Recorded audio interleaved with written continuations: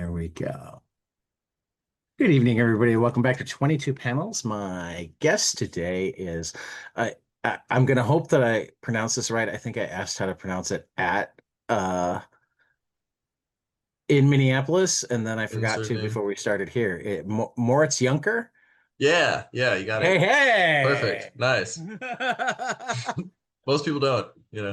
Well, I have Norwegian blood, so Nice. Um, yeah, Moritz is trying to think.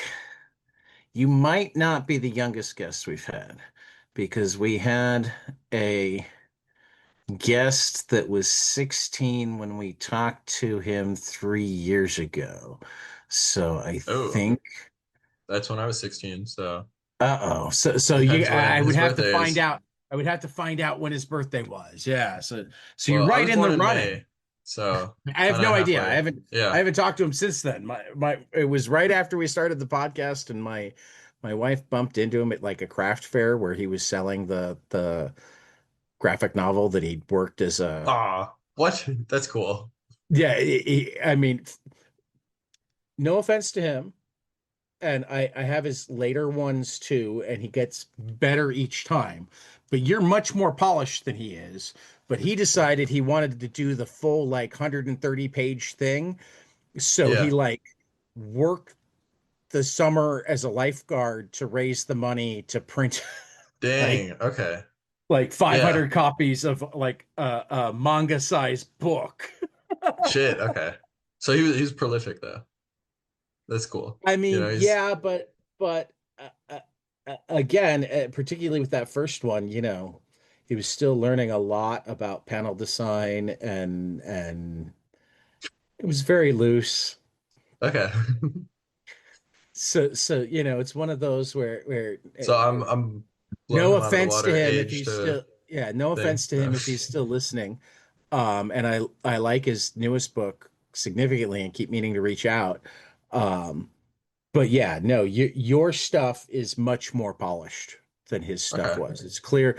And even he talked about it. He'd read some manga. He hadn't actually read a lot of comic books. He hadn't studied how to make comic books. He just had this story in his head and he started drawing it on paper and then he made it.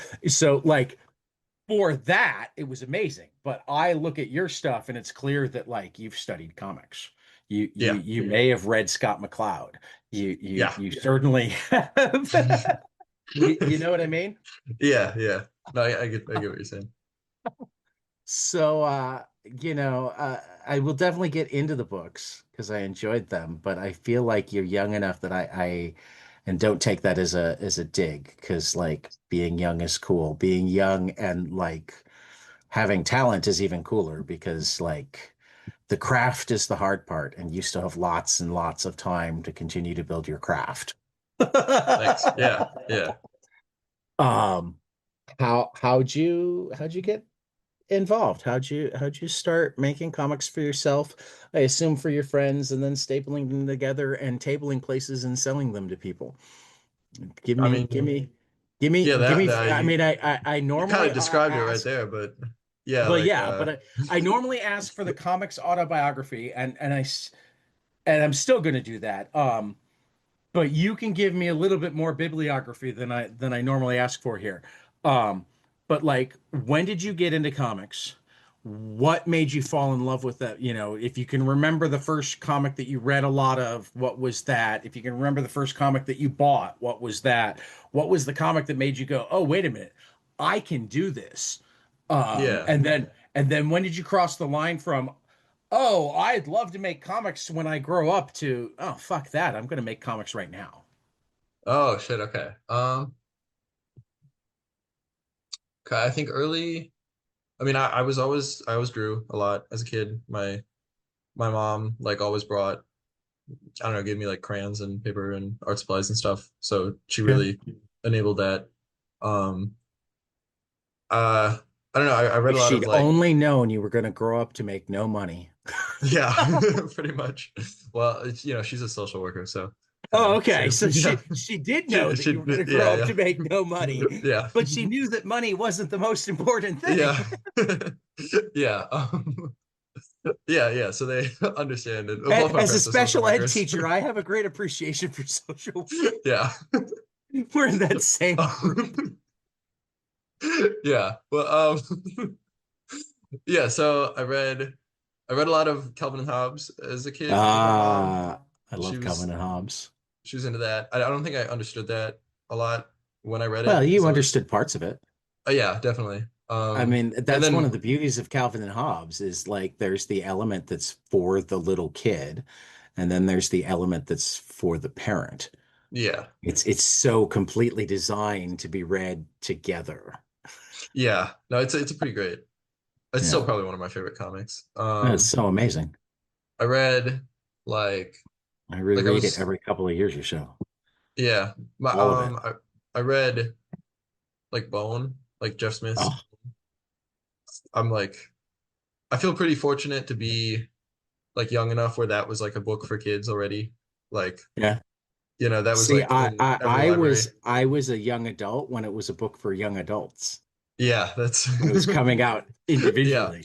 I've talked to him about that transition because like Scholastic called him and they're like, we want to kick off our A kids kid's line with this. version. And like, it's not a kid's book, right? No, we think it'd be great for this market. I've been done with Bone for 10 years. I'm not going back to edit it. You take it as is, or we don't do this. Yeah, and I No, think that's no, it's perfect. that yeah, it's like I don't know. I'm really glad it was too like the same Right. as how he like made it for No, young no. adults because there were like a Quite. lot of like when I was like I don't know in elementary school, I feel like there were a lot of graphic novels and stuff already marketed towards kids, but I gravitated to Bone because it was like a lot better than a lot of the other It's so good. stuff for kids. So I don't know. So Like good. it's also still one of my favorites, I think. It should be. It should Yeah, be. And it's and and now you need to put the Billy Ireland cartoon library and museum on your bucket list because they have page one on the wall. oh cool.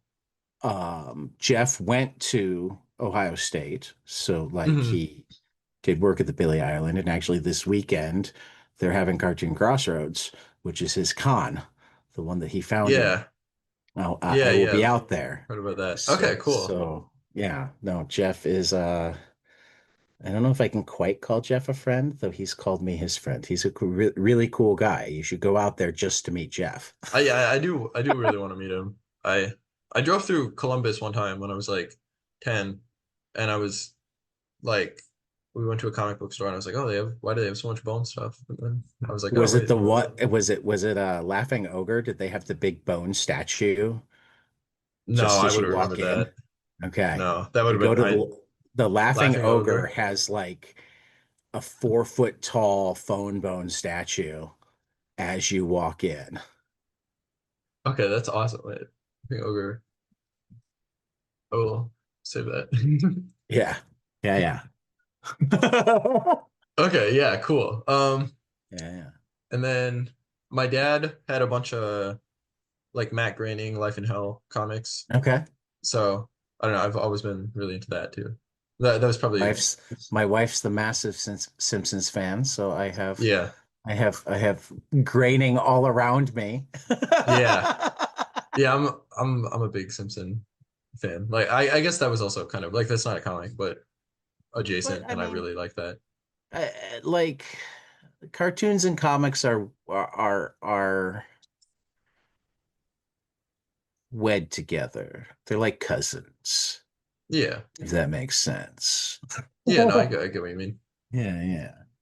Um, so we go through graining and when that feels like we're at like 10 or 11. Yeah, What probably like middle school. So I mean, and I understand that 10 or 11 is like what, 10 years ago? yeah, a little less,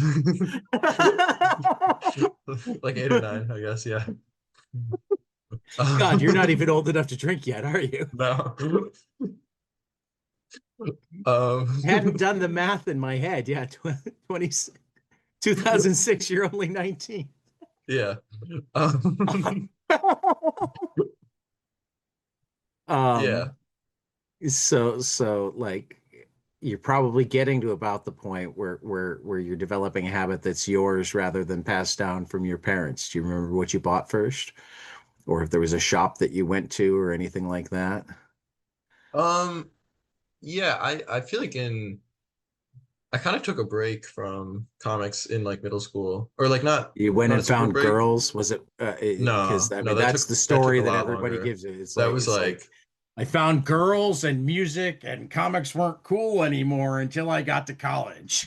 no, that took like no, that was like no, That I was the was with next. comics. That was a while later. Yeah, that You're was, back with comics. no, I was with comics for a while. Like till a couple months ago, I guess. No, but I was just trying to like condense the average cartoonist's life into 19 years. no, yeah, I get you. No, I like I didn't really I was never into superhero comics, and I felt like the God stuff I bless was you. into, yeah, was yeah, I don't know, like I like Bone a lot, and I like Right.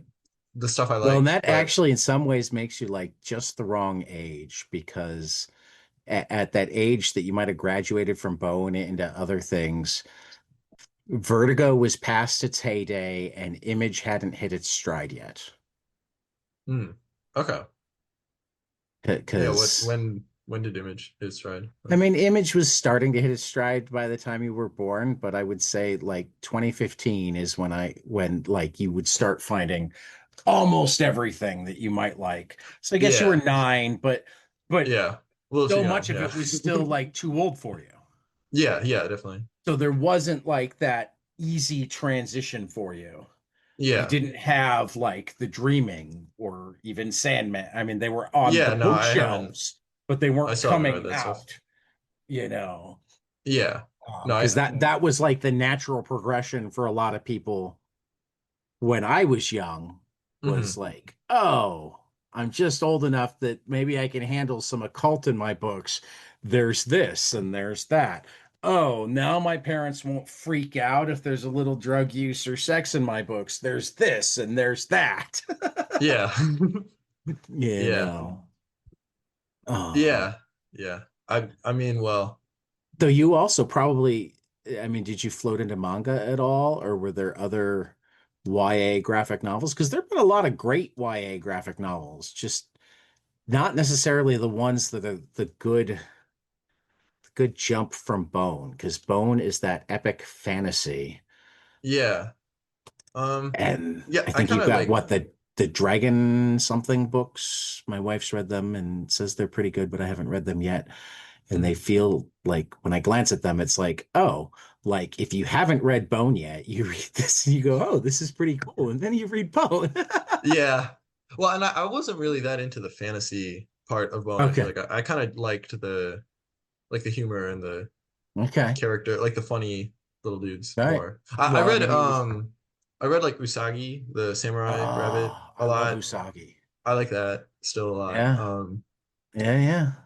But I think middle school I didn't really read that many comics. I like went on the internet more, just like looked at like animations, and I was kind of thought maybe I would do like stop motion or something. I was really into that. Like stop motion animation, and I was really into that kind of thing. And then when I was like 14 or 15, I like found like a Robert Crumb book at Half Price Books, and that was Okay. like, and then like from there, I got really into like the like And you hid it Fantagraphics, under like your 90s bed because stuff. you didn't want mom to know that No, you they're were cool. They don't looking. care. Like, Okay. yeah. Yeah, no, so like I don't know. They're like, "Oh yeah, my parents were like, "Oh yeah, we saw the documentary about him when that came Okay. out." I was like, Right. "Yeah, it's cool." They're like, "Yeah." Okay. No, they're very laid back. I don't know. Like, That's always good. I'm laid back too, but I always assume that parents aren't because I had so many parents around me. They're like, "You let your son read this?" And it's like, yeah. "Yeah, you Yeah. have no problem with your kids watching movies with massive amounts of gratuitous violence. Yeah. I hope he'll have sex in his life. So, like, Yeah, sex no. in a book, we can talk about it. Yeah. Gratuitous violence, I'm really kind of hoping he never That's does with avoided. that." Yeah. Yeah. Yeah, good point. Yeah. I mean, don't get me wrong. I'm willing to have that conversation with him as well, but I'm hoping it's not as important. Yeah, no, that's good point. Yeah. Yeah, so That's the single biggest thing that I've never understood about American parents. I've heard that the Europeans are better about that and like that they're yeah. more open with. Well, and my dad's from Germany also, so that's Okay, maybe that's part of it. I don't know. there you go. Yeah. Yeah, I don't know. I don't know. They don't really care. They're into their stuff, I guess. Yeah, that's good. Yeah. So Usagi, Robert Crumb, Yep. when did you start like looking for stuff? Or I'm assuming that you have. I suddenly realized that you're young enough that I might be asking questions that make you go, "Oh, this is something I should think of," rather than, "Oh, this is something that I've done."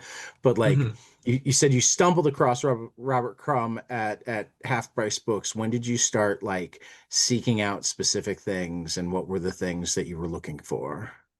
I think so. I read I found a Robert Crumb book and I read that, and then I was like, I need to read more like Crumb books. So I like looked for more Crumb stuff, and then I looked online. I'd like look up Robert Crumb Right, just right. online, see more about him, and then there was like the like cartoonist kayfabe YouTube channel, Okay. and Yep. that was still going on. Like they had a lot of alternative comic stuff. So then I was like, Yep. oh, if they're like, if you like Robert Crumb, you should check out Dan Clowes and you should check Yeah, out Charles Burns and Ed and Jim had impeccable taste. yeah, And it's funny that you mentioned Dan Clowes and Charles Burns right after we talked about Cartoon Crossroads, because they're Dan both gonna Clowes be was there. there 2 years ago, and Charles Burns is there Yeah, this year. maybe next year. Sometimes I'll go. I don't know. Yeah, You got to figure out if you have any friends at Ohio State that'll let you crash in their dorm room. I do. I was talking about it, but then we didn't have enough time. I don't know. Oh. I have a friend who goes to school there, and I was like, oh, can I come hang out Should I with come you? And he crash was in your like, dorm yeah, room? I'm just yeah. And he gonna was like, drive yeah. And then I down. got busy. Yeah, no. I gotta buy a car too. That's like my next Oh, yeah, goal. that would make So it easier. yeah. Right now I take like Though I go every year, so the like bus and I'm stuff. I'm just an hour south of you. Like, talk to me next year. Yeah. I'm Okay. leaving from school this year, and I don't know if I want to change my plans. So unless you can get to Lincolnshire on Thursday, I can't take you this Yeah. year. No, that's that's all good. Um. But I know people from Chicagoland who go, including myself, pretty much every year. So like getting there, for that matter, I mean, frankly, you should apply to table there every year. Yeah. No, that's a good idea. Because it is absolutely one of the cons that like I don't know exactly how they pick their tables, but like you'll have people with Emily Mayer tabled there a couple of years ago. hmm You know Emily because Yeah. she Yeah. ran so I've I mean certainly heard. there are people with comics that look just like yours tabling next to Shelley Bond across the way from Dennis Kitchen, you know. Nice. Yeah. Yeah. Yeah. It really does cover like all of the comic scene, and is really inclusive. I think I recommend it even more to young comics people. Like, find the way to make the pilgrimage, meet people, see shit, maybe Okay. sell some books. Is that one of your favorite? Like, would you rank that as like It one of the is my best ones to go favorite to? con that I've been Okay. to. Nice. Um, I've never been to NYCC. I've never been to Heroes Con down in North Carolina, and I haven't been up to Rose City or Emerald City Con in Portland and Seattle that are supposed to be fantastic. Um, I was at San Diego one of the last years that it was mostly about comics, and I'll put it up against that. Um, What year was that, do you think? 98, so like Oh, okay. 8 years before you. Yeah. Kevin Smith was there in support of Chasing Amy. Okay. I don't know He's looking at me I don't know like, what that who is is. Kevin Yeah. Smith? I don't know. Sorry. See, when I was your age, there was this movie called Clerks that we all saw. Oh, yeah, okay, I've heard of that. That was Kevin Smith. Okay, cool. His second movie was Mallrats, and his third movie was Chasing Amy. Okay. Yeah, I'll watch those sometime. I don't know. It doesn't actually. It's just, do you know the book Saga? Yeah. So we have a Saga book club on 22 panels as well, and we met last night. And one of the members of that group is 22. So she was making us all feel old last night too. So I feel like I've got two nights in a row Sorry. where I'm enjoying Existential a talking couple days. comics, but also going, oh my God, am I Yeah. And like it's weird because because I teach high school, I don't actually think of myself as old most of the Hmm. time because Yeah, sure. I'm around young people, I relate pretty well to them, but then every once in a while it's like, wait a minute, you don't know who Kevin Smith is, and or you'll mention somebody that you're like everybody knows them, like Yeah. No, it's I probably mean I still need to watch K-pop Demon Hunter. Everybody's telling me about K-pop Demon Hunter right now. It's okay. supposed to be really, really good. Oh, so we got I haven't just a heard of little bit that. younger Yeah, than you. so Yeah. It's the new is that Netflix the movie, okay, that's like animated. the class of 26 thing instead Yeah. of yeah, Yeah. two. It's supposed That's to past my be, time. Yeah, I can't. yeah, supposed to be absolutely outstanding. Even and like one of those rare things where it's like high school kids are talking about it and half of the teachers know it because their 5-year-olds are also nuts for it. Okay. Interesting. Those Yeah. rare times where like the high school kids and and their teachers like are actually talking about the same thing because the teachers are watching it with their kids, but the high school kids still like it. I mean, it's kind of like it makes me want to watch it, because Yeah, like no, it's fair. what makes Bone amazing, what Yeah, makes The that's I was Simpsons about to say. amazing is that they are actually ages. Mhm. Not okay for all ages, but interesting to all ages. And that's Yeah. a much harder thing to do than Yeah. not objectionable to all ages. You can make Yeah. plenty of things that aren't objectionable to all ages, Yeah, I mean but everything that for kids but is that but that non-objectionable. adults Right. think are dumb Yeah. or that fly right over kids' heads. Mhm. Yeah. No, You yeah, know? I get you. I mean, half the rom-coms out there don't actually have anything in them that's objectionable for kids. Yeah, but they're like boring for kids. Yeah, they just like what 5-year-old would have any interest whatsoever in like a Hallmark Channel movie? Yeah. Yeah, no, I get you. It'd be like, why are they just talking? Yeah. Yeah, I think well, that's actually when I first saw like Dan Clowes comics, I didn't get it because I was like everyone looks Yeah, stiff and they're just like walking around. And yeah. now Dan now it's like Klaus my is kind of favorite. he's sometimes an acquired taste. Yeah. And he certainly you have to have a little bit of experience. I don't think it's strictly an age thing, and I don't even think it has to be life experience. I think it can be comic experience, but you got to be able to look at it and like have an idea of where he's coming from for it to Hmm. really, really sink in. I know that the first time I read Dan Clowes, I'm like, what's the big deal? And I was like 20 something. I was older than you the first Yeah. time I read Dan Clowes. And the first time I read Dan Clowes, I was like, what's the big deal? Um, Whereas, and I started to realize it was a bigger deal. It was actually while I was sitting waiting for him to talk, reading his newest book, which some of his fans are like, it's okay. That it Which like, one was it? um, what is the newest one? Is it on my shelf over there? If it is, I can't quite see it. Monica, Oh, Monica, okay. the That brand was the new one. first time you read No, it wasn't or the first no. time I'd Oh. read because I'd read Eight Ball, I'd read Yeah, yeah, yeah. Wilson. I hadn't gone, You oh my hadn't God, gotten this is into it amazing. until like a couple years ago. Okay. Yeah, no, I Right. get you. So I'm literally sitting in the auditorium at CXC waiting for him to Yeah. come on stage. And we were able to buy it was like actually 2 weeks before Monica came out, but Fantagraphics had him at CXC. So I bought a copy, Hmm. sitting there reading it. I'm like, oh, I get it now. Nice. Okay. Yeah. So that really Like, took a while and then. like I came home and I reread all my Dan Clowes. Nice. Nice. I still haven't had that moment with Chris Ware. Chris Oh, Ware okay. feels Really? like he's like I'm just, and I haven't revisited him recently, Hmm. but I have a lot of his stuff and I don't dislike any of it, but he always feels like he's just on the tip of my understanding.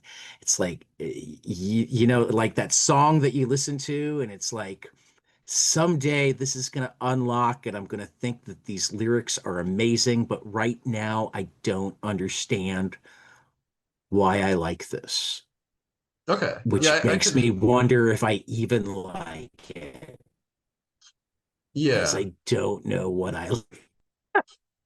I could get And you. there's Yeah. these people over here that think it's like godlike, and I really don't get what they're looking at yet.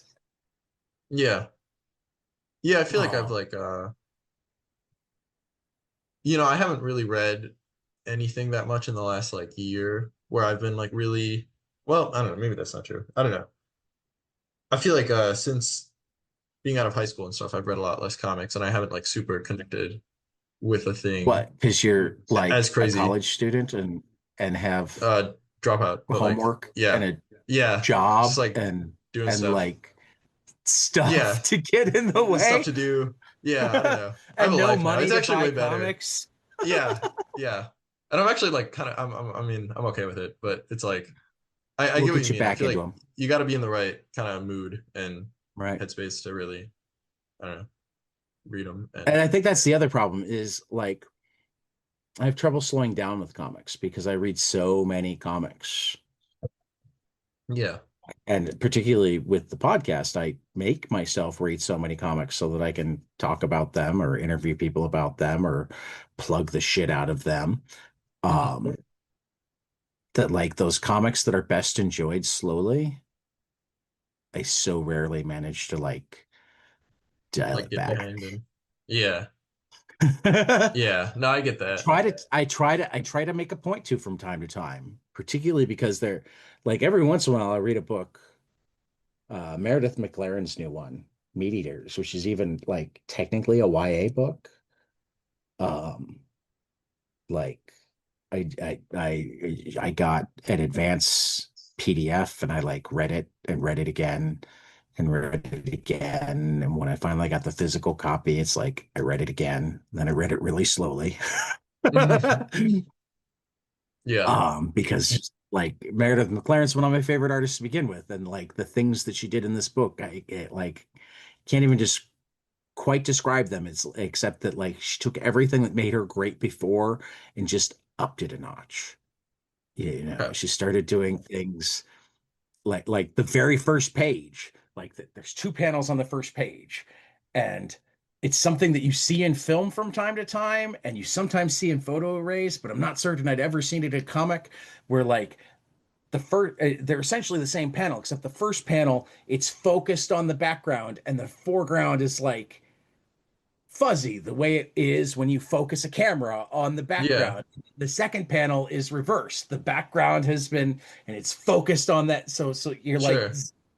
It's a lot of and I'm sitting there going, it's such a simple, and that's one of the beauties of comics. So many of the things that will like blow us away, like you sit back going, I have no idea why nobody thought of this before, but I don't think anybody thought of this before.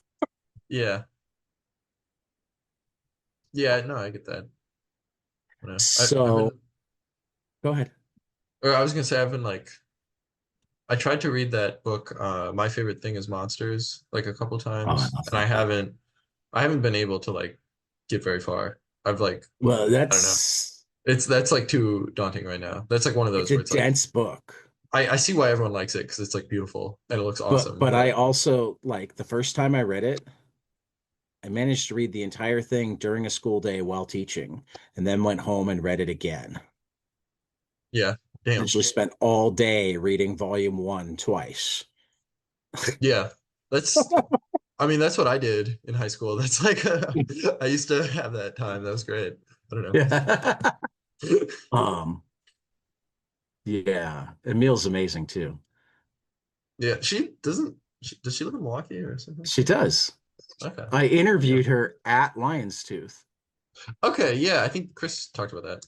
Yeah, yeah. In fact, I need to email her because I have a couple of copies of My Favorite Thing is Monsters that she's supposed to stop in and sign for my brother. So I gotta Oh, check sweet. in. And maybe she shouldn't have said that on Hi Emil if you're listening. That's your Hi, reminder if Emil. you're listening. I'll read Moritz your book. works there. Yeah. I promise. I'll read your book someday. So I'm certain you will. I mean, Yeah.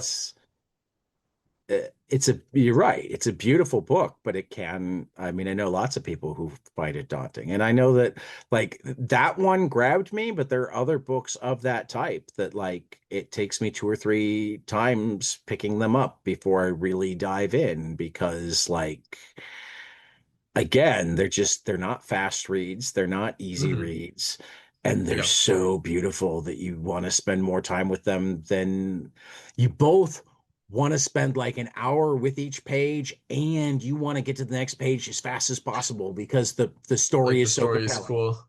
Yeah, Right. I think also like books like that and books like Chris Ware stuff, like Right. they're really gorgeous, like amazing books that I don't like, they like you read them and you get really excited about making comics and stuff. But I think there is also like they're not kind of laid out usually traditionally, and that can kind of Yeah. each page is kind of like a puzzle, and I I think that mean, kind of where makes them a is little except less that like with readable. 10 times as many panels.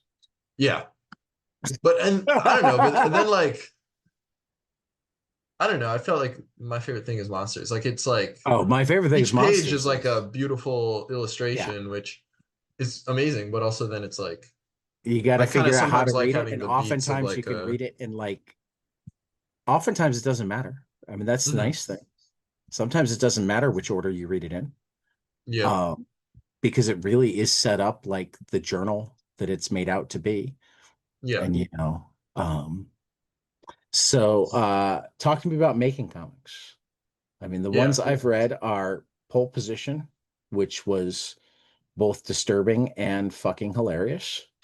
The Thrills of Mediocrity issue 6. I love those characters. So like I would happily pay you money to read issues 1 through 5 and 5.5.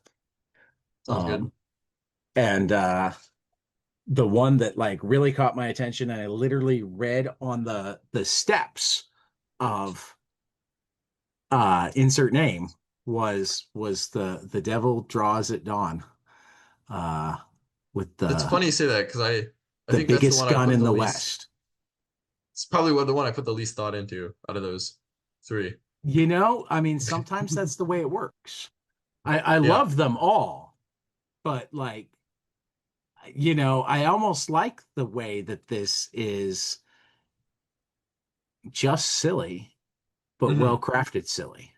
Thank you. Yeah. That makes I like sense. silly. Yeah. Um, I I mean, mean, for I'm pretty that proud of matter, that book. I like it. But um, like, do you know the artist Elsa Chartier? no. Elsa Chartier did a book called November with Matt Fraction. She did a book called Love Everlasting with Tom King. She's currently doing The City Beneath Her Feet with James Tynion. Um, but her first book was called um, oh, why can't I remember? Let me look her up really quick. Infinity something.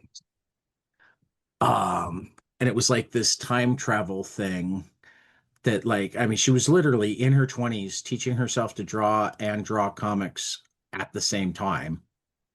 And like her talent at it is disgusting to you know if you believe her story, which I totally do because I've had it backed up enough places where she literally went from trying to be an actress to deciding to make To be a comics and teach cartoonist. herself how, and like in the span of a year or so became who she Really is. good. Well, and not just really good, but like she grasps every ounce of the storytelling.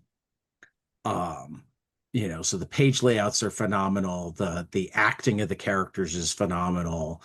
Um, you can tell that she's absolutely a student of comics, and you can tell that she also kind of just does her own thing too. I mean, she's her the infinite loop is what it was called. But so when I was talking to her the first time, I was asking her how much she planned out.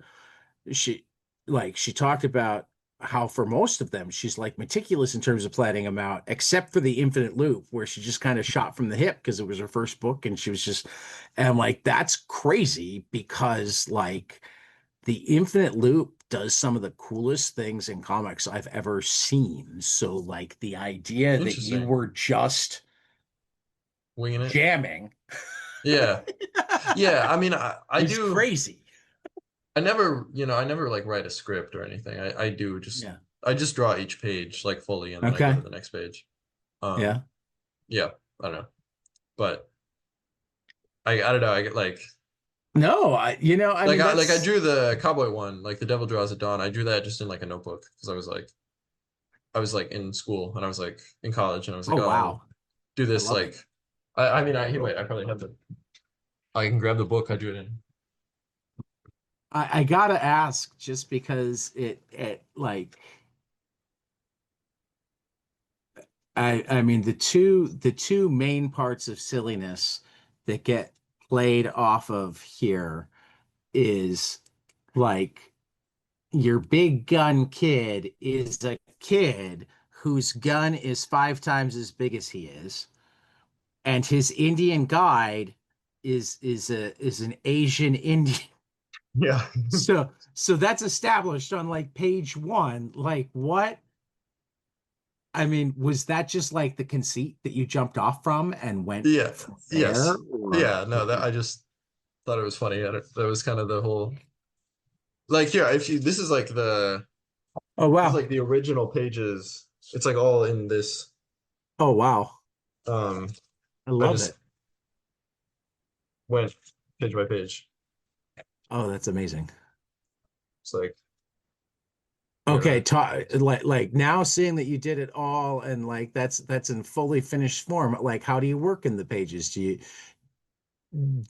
like what level of penciling do you do? When do you start inking? Like, talk to me about tools, talk to me about process, particularly if you're Um doing it in class. I want to know how this comes about. well it was it was mostly just like lectures. Like it was in like college. No, This I was like understand. yeah. I understand that it was probably classes that you could like hide a little bit more, but still, you're not like bringing in a light table and Yeah, I mean yeah, my tools are and pretty like a simple. whole supply of brushes and a jar of India ink. Yeah, no, I did I had like the hmm, anyway, like I have this like pencil pouch. This is kind of where Okay, everything is I in have one at of this those. point. Yeah, Right. I'm using like a mechanical pencil, I guess, and like these Uniball pens Okay. for most of the inking. And then for the cowboy, like for that one, I had these like alcohol markers that I used. But Okay. Because I I was about mean, to say you it's get. kind of I mean, it. if you were just using Uniball, you got some really great grays. Oh, well, thanks. Yeah, that would be pretty But the impressive. alcohol markers make way more sense. Yeah. And then I did like I would do the solid blacks, like I would do those like when I got back to like my dorm, and then I would like use a brush and stuff. Okay. But and then the cover I did like actual ink wash, like Well, yeah. yeah, but I mean, you got to make the cover cool.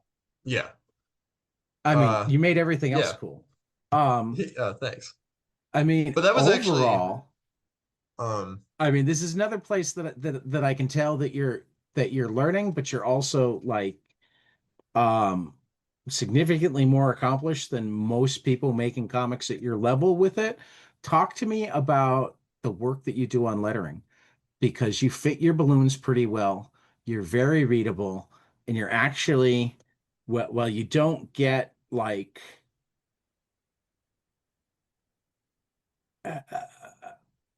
you don't have like lots and lots of different font stuff, you do things for emphasis Hmm. with your letters. I'm just looking at a page and like you can you've got bolder lettering, you've got quieter lettering, you can Yeah. feel emotions from the boxes, you know. I like letterers. I've talked to a bunch of letterers on the show, so I'm always, and again, like, and we'll talk in a minute about, what kind of formal training and or what books you've read to try to hone your craft. But first, like, just tell me, like, how do you approach the lettering when you're telling the story? Um, Because again, like the single biggest issue you see in a lot of self-published super indie comics is is you like, can't read them. Like, well, even if because you, the well, words I mean, are don't like too don't get me tight. wrong, that's What? also a problem. Yeah. But the words are crammed into bubbles, you Yeah. know. Yeah. No, I get that. Yeah. No, that's what I meant. Yeah. Yeah. Or Yeah, I don't hanging know. out of bubbles, or I think certainly more inconsistent than you. yeah, I don't know. I feel like that's something I And I haven't. assume you're hand lettering because it Yeah, looks yeah, hand yeah. lettered. Yeah. Yeah. I have a I didn't use it on that comic because it was in the notebook, but I mean I have the like Ames guide thing Okay. like everyone. I don't know. I feel like write the words first and draw the bubble around it. I feel like And that's that's kind of what I obviously a, always a did. I feel smart like thing that's to the do. way you But you should do it. but Yeah, you I don't but know. you also said you don't script. So like I mean like when because you don't, I well, don't I, like I write mean, out like a screenplay. I'm like, this is going to be the okay, act of my story. When I go to the page, I pencil the whole page before I ink the page. So I right. figure out where everything's going to be placed before. And a lot of the times, if I know the beats of each panel, if I'm like, they're going to talk here, this is going to be a reaction, they're going to talk here. Like I figure that out as I get to the page, but Right. I like kind of put the text down before I do a lot of the drawings. And I might move Well, the but text, but also, like, I mean, one of, I mean, actually, it's particularly funny because some of the other comics that you put in, in this one, have many of the issues that you don't have. sure. So like, while I enjoy all of the guest comics in here, they also very much serve to show how good you are. Okay, well, a lot of them were my friends that had never made a comic before, No, so that no was, offense to yeah, any of them, because yeah. they all I show skill really and they're all appreciate. and they're all interesting. Mhm. Um, but like, I mean, Paul Courtjohn's was really good. Yeah, he It does it stuff. He it like it it, it publishes. has it He's a has pro. like a different vibe from yours, but it's somebody who really knows how to do what they're doing. He's a good cartoonist. Um, He's like pretty polished, and he has his right. own stuff. You should check his stuff out. I Court John on Instagram. He's will have a cool to. guy. Yeah, I like know him through the internet though. I don't like everyone else was people I like knew personally that I got to Right. have do stuff. Well, I mean, that's always fun. Mhm. When you can wind up having somebody that you only kind of know be Yeah, willing to jump in on a project with you. yeah. He's really cool. He's been like kind of looking at my stuff for like probably the last 4 years. Like ever since I kind of started publishing it and putting stuff online, he's been really like supportive and Cool. nice, and yeah, it's cool. Super cool dude. He has a comic named The Fart. My Yeah. kind of guy. He's great. My kind of guy. Yeah. um, I lost my train of thought.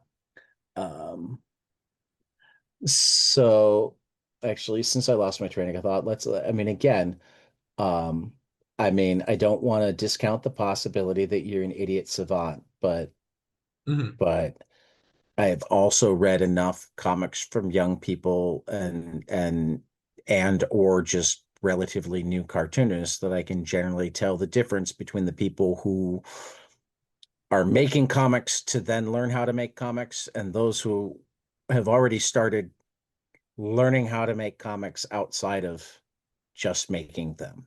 So Sure. so I'm assuming that you've done some reading or watched some YouTube videos or taken some classes, talk to me about ways that you've honed your Like what, craft. like training stuff? Yeah, Training or self-training?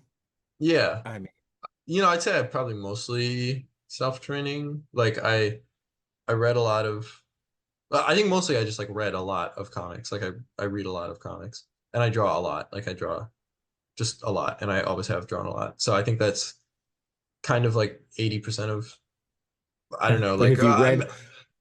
I guess what I'm asking like is like I've read stuff that's there's like I've reading read like the comics Scott and McCloud, yeah, that was what I you was about to say. know, There's reading understanding the comics, or there's reading Shelley Bond's Filth and Grammar has become really, really popular among the um indie comic scene. Her book on editing, but it also, I mean, really, in a lot of ways, it's like how to do all the parts of comics except the drawing. yeah, I get that. Um, I think also like watching the like cartoonist kayfabe when that was going on. I think that was right. pretty helpful because they were like, they'd I look at mean, the comics, but they they were were both cartoonists, so they'd talk fantastic about it. cartoonists themselves. Yeah.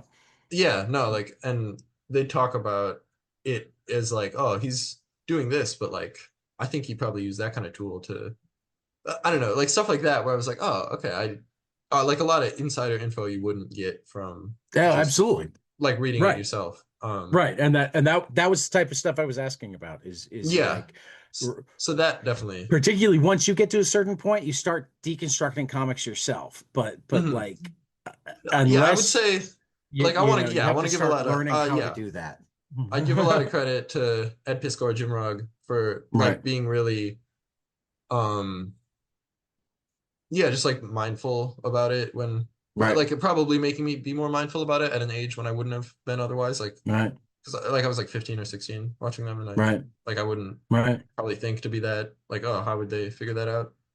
Um Oh, I will be the first to admit that I completely undervalued artists in comics before I started this podcast.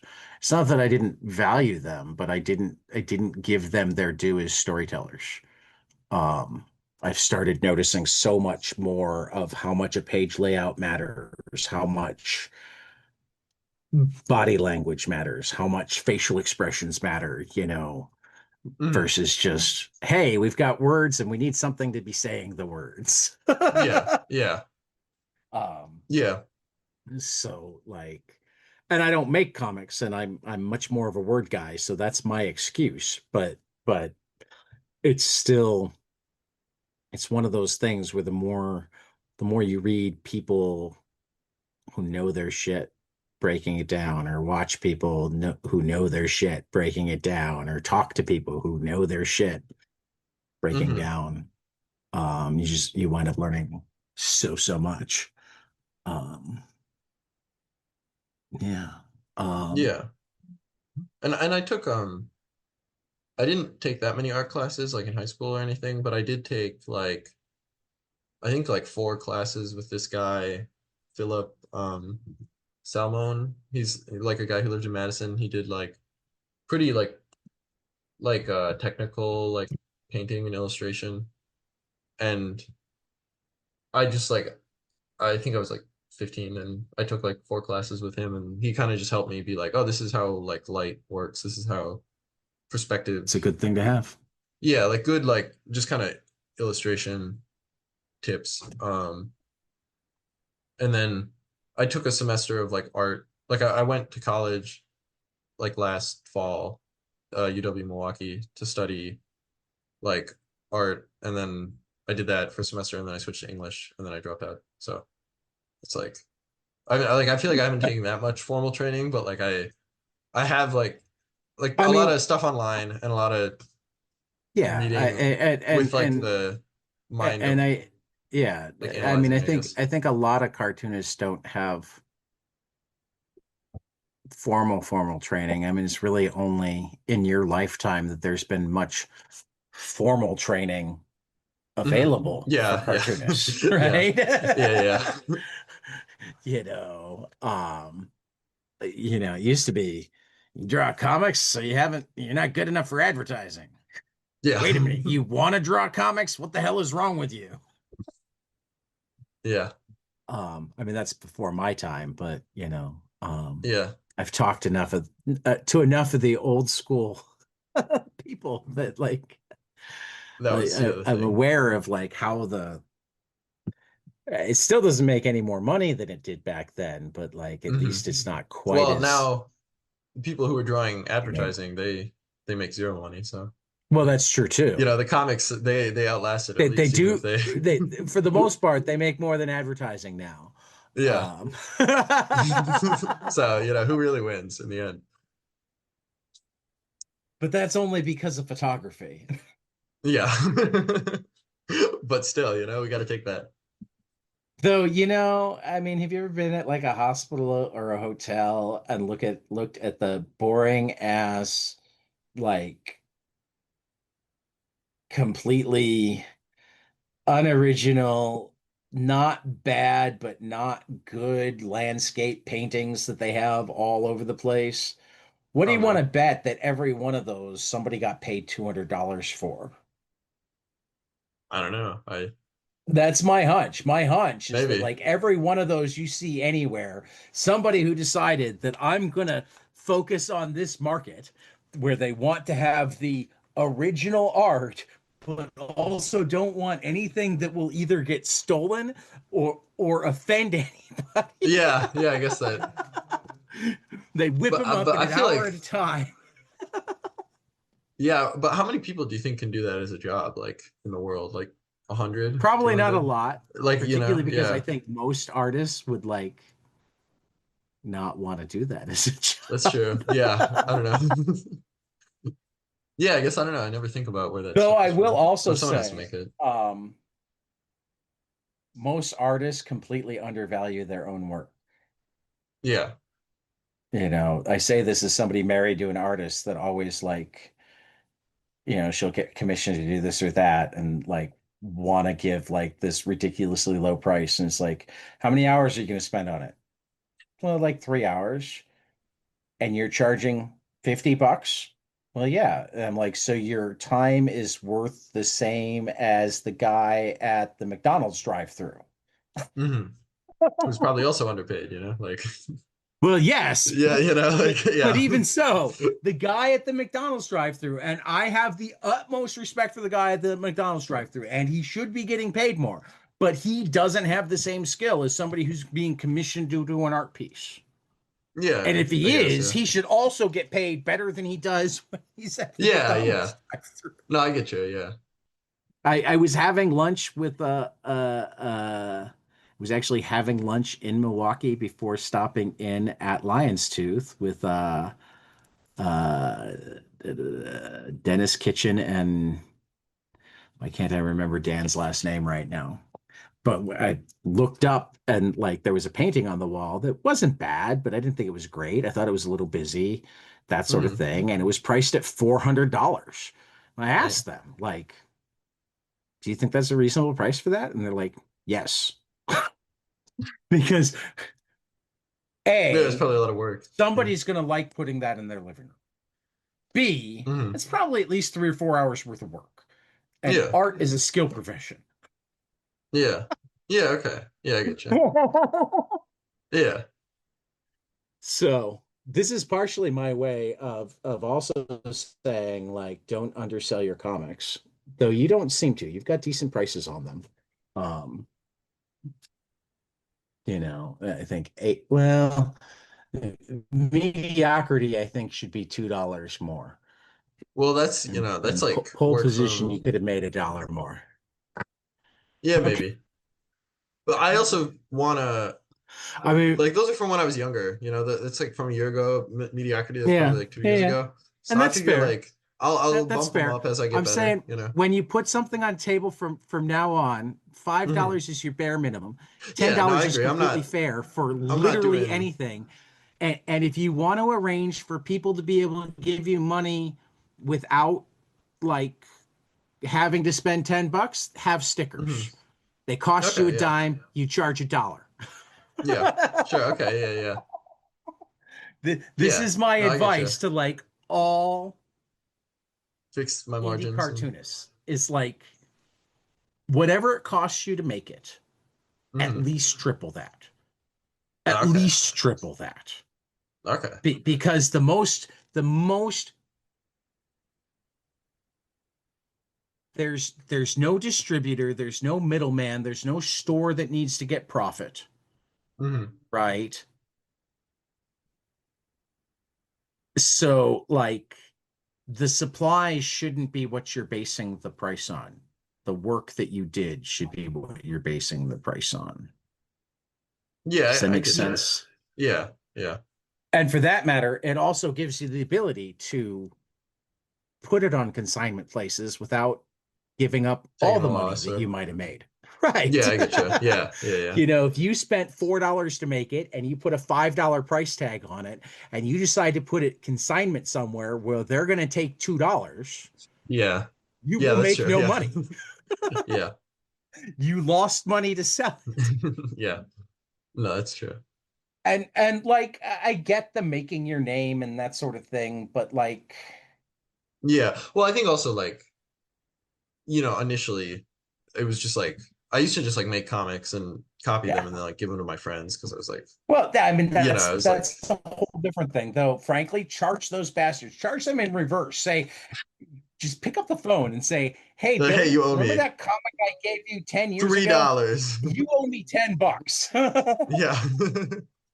It's Yeah. appreciated in value." Yeah, yeah, inflation, man. That would have been $2 then. Now it's like four. Right. I'm sorry. I want, and I put my No, I get money. you. I I'm mean, you gonna. you saw.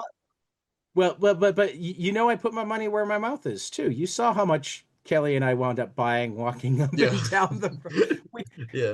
we're teachers, and how much Yeah. money Yeah. we. But that's also part of my point. Is like most people understand that indie comics people um aren't in it for the money, Hmm.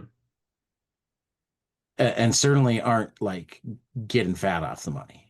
Hmm. You know what I mean? Yeah. So those of us who want to go support it, we actually kind of want to. I mean, I actually do two things. I mean, the first thing is that like I buy way too many indie comics. I like have a backlog of ones that I haven't gotten to. I love having people like you on the show just because it makes me read your stuff. Yeah. Makes me kick it to the front of the list. You know what I mean?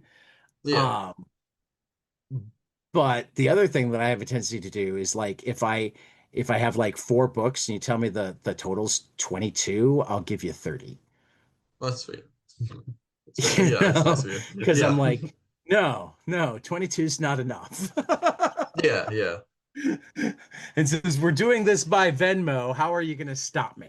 Yeah. Yeah, true that. Um, I should be thinking about bed because I have to get up way too early tomorrow morning. But I have a favorite question to ask everybody, and Mhm. that is tell me something you love, preferably a comic, but we don't really have rules. Okay. Preferably storytelling, but again with the rules. Hmm. But something that you love that not enough people around you have experienced, and you really, really want them to, so you have more people to talk about it with.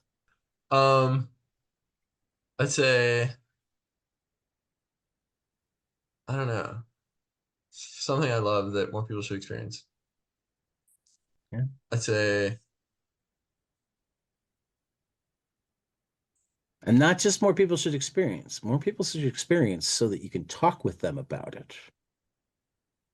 You hmm. want to be able to share this experience on some level. Um, wait, hmm.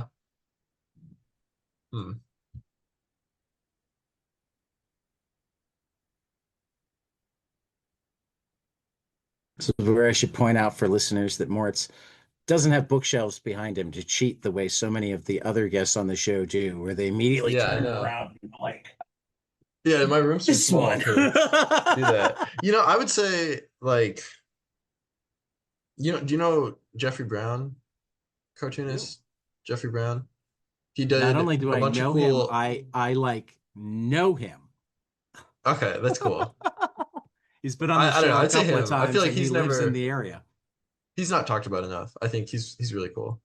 And I don't know. I read like he did the Star Wars books. I read those when I was a Yep. kid. And then later I like read his like adult books and I was like, "Oh, these are so cool." And then I was like, "Wait, this is the same guy." So I would say him. Yep.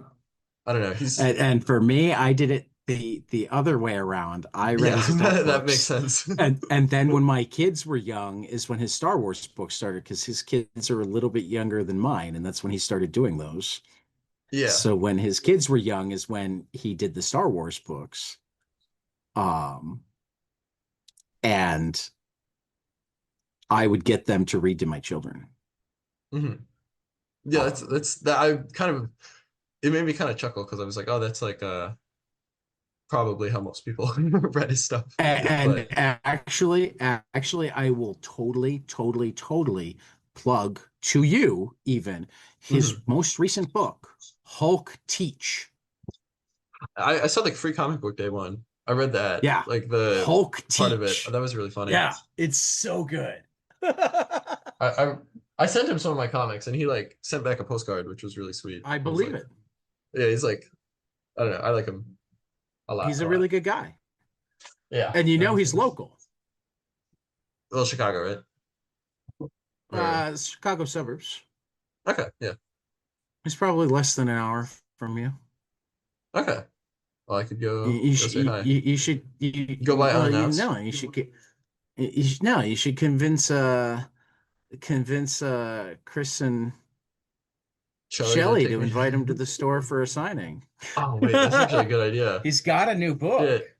Yeah, that's not a bad idea. Yeah, Craig Thompson came in when I was like not working one day, and I was like, oh, that like Chris and Shelly were like, yeah, we were hanging out with Craig Thompson yesterday. And I was like, oh, nobody told me. Yeah. That's I mean, I think I told you at insert name I was sitting at the table with Dennis Kitchen when he drew the picture that's on the wall there.